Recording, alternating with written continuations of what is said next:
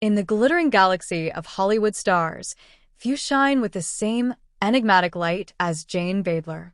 For millions of fans across the globe, she will forever be Diana, the seductive, calculating alien leader in the groundbreaking 1980s sci-fi series V.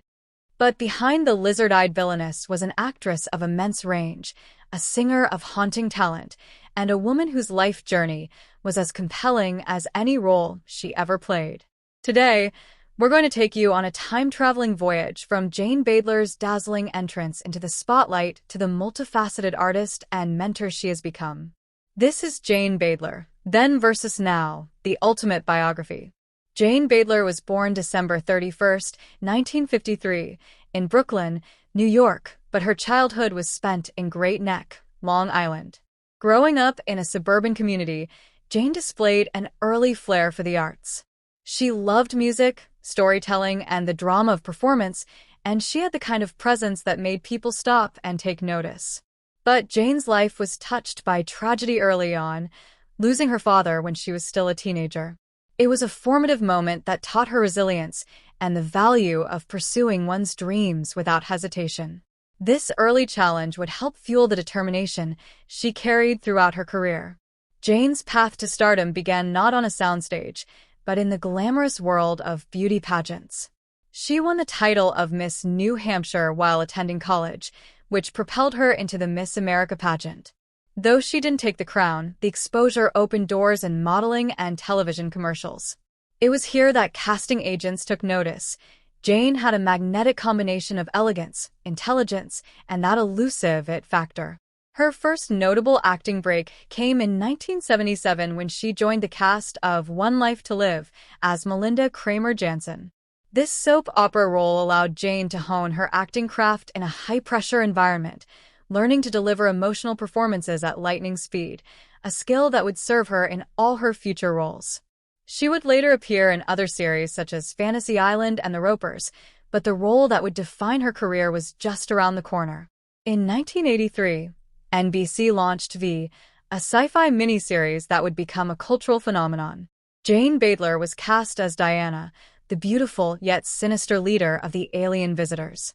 With her smoldering gaze, commanding voice, and unforgettable moments, yes, that infamous guinea pig scene, Diana became one of the most iconic TV villains of the 1980s. V struck a chord with audiences not just because of its thrilling premise, but because of the political undertones and Jane's hypnotic performance. She reprised the role in V, The Final Battle, 1984, and the weekly TV series, 1984 to 1985, cementing her place in sci-fi history. While V made her an international star, Jane continued to work steadily in TV and film.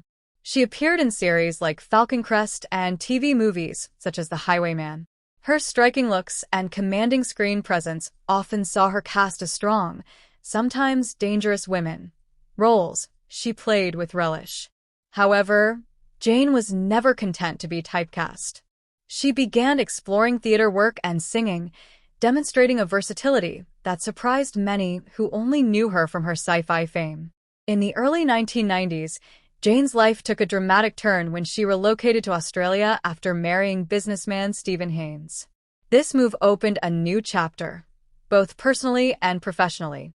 She became a familiar face on Australian television, appearing in dramas like Mission Impossible, the rebooted series filmed in Australia, and guest spots in other shows. Jane also became involved in the Australian theatre scene, performing in plays and musicals that allowed her to showcase her vocal talents.